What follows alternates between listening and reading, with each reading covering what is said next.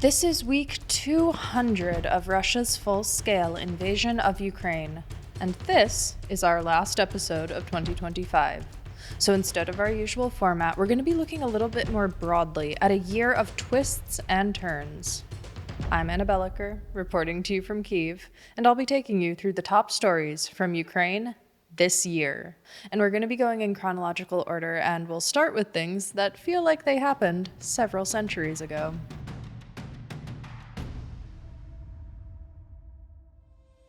First up, in early January, Ukraine captured 2 North Korean prisoners of war who were fighting alongside Russian forces in Russia's Kursk Oblast.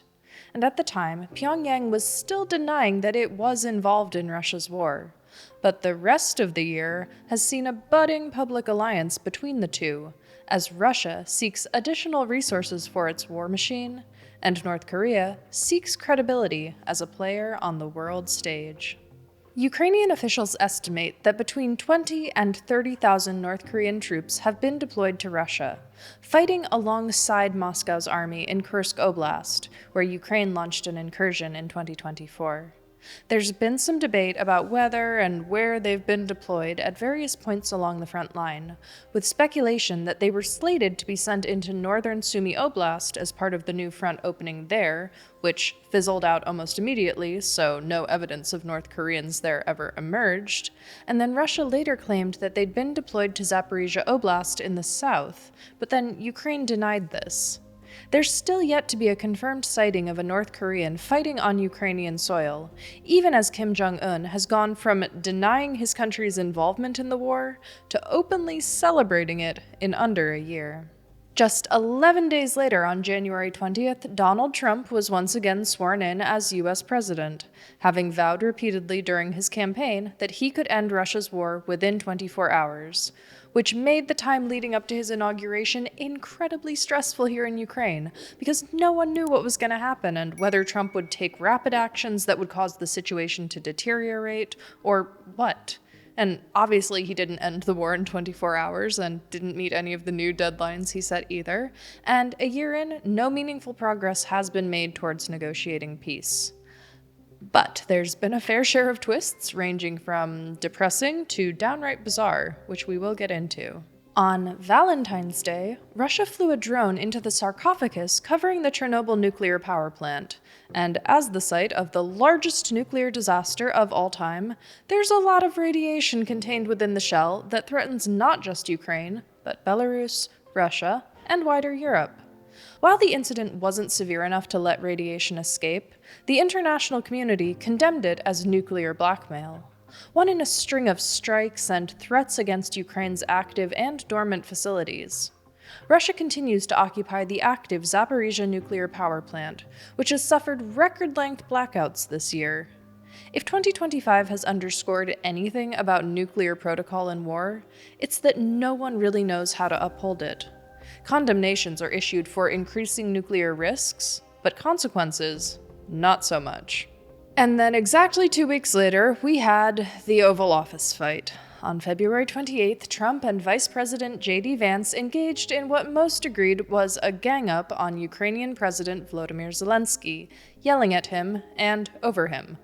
The fallout of the exchange reportedly contributed to the temporary suspension of U.S. military aid and intelligence sharing that came soon after, which, although short-lived, was still a huge blow to Ukraine's trust in America as an ally. Like I said earlier, the months leading up to Trump's second inauguration were really nerve-wracking for Ukraine. And this fight, in which Trump and Vance told Zelensky that he was out of cards and needed to thank them, crystallized everyone's worst fear that Trump's election spelled a humiliating abandonment. It was admittedly really heartening to see how many Americans reacted poorly to Trump's attack on Zelensky. The handful of face-to-face meetings between the two in the 10 months since the incident have largely repaired things on the surface, at least to the best extent one could hope for. Trump's attempts to broker peace between Russia and Ukraine have come to little, and no matter how well he gets along with Zelensky, he can't seem to shake his predisposition towards Russian President Vladimir Putin. But more on that later. The spring months saw the initiation of US-led peace talks that only really yielded prisoner exchanges between Russia and Ukraine, with few other successes. Certainly, the talks failed to achieve even high-level negotiations between leaders, let alone anything resembling peace. The fruitless monotony of negotiations has underscored the need for Ukraine to apply pressure on Russia through non-diplomatic routes. With an obvious manpower disadvantage on the battlefield, the Ukrainian military has instead launched a campaign of long-range strikes against Russia's oil refineries and military infrastructure, undermining the war machine far behind the front lines. The most sensational of these strikes was Operation Spiderweb, a drone attack carried out by Ukraine's security service on June 1st. After being smuggled into Russia, drones were launched from cabins mounted on trucks and went on to attack multiple Russian air bases. Kyiv claimed that the attack damaged or destroyed at least 41 military aircraft, inflicting $7 billion worth of damage. The operation made headlines around the world for how creative the mechanism of launching the drones was, and how effectively the plan was carried out across many complex steps. It was also a much-needed morale boost for Ukrainians, and a rare one these days, too. But if this year has been characterized by Ukraine's many far-reaching and novel strikes on Russia, it's also been dominated by Russia's reign of terror against Ukrainian civilians, which escalated sharply this summer. There were more than a few instances where there were more drones launched in one single night than there were in entire months in previous years. It's not abnormal now for Russia to launch hundreds of drones per day, as well as cruise and ballistic missiles, and the increased volume and frequency across the entire country has made life feel much more dangerous and unpredictable. The energy infrastructure has been damaged so badly that power outages are more common than not these days, even in major cities. In short, Russia has launched huge waves of aerial attacks on Ukraine's cities with the goal of disrupting sleep, sowing panic, and undermining daily life. And it's worked. The goalpost for what constitutes a big attack is constantly moving, and the calculus for predicting an impending one is constantly changing, because it's been a year of record-breaking numbers of drones, and they've come day after day at times.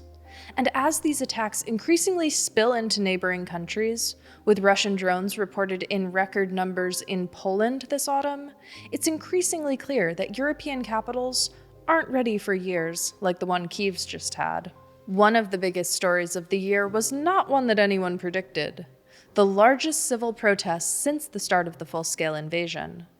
Sparked by a controversial law that would strip key anti-corruption institutions of their independence and severely impose upon their ability to do their job, thousands of citizens took to the streets demanding that the law be reversed. Undermining anti-corruption agencies would also bode poorly for Ukraine's aspirations to join the European Union, something that the public demanded accountability for. Ultimately, the law was walked back after a week of protests in July, but scrutiny of Zelensky and his administration has persisted.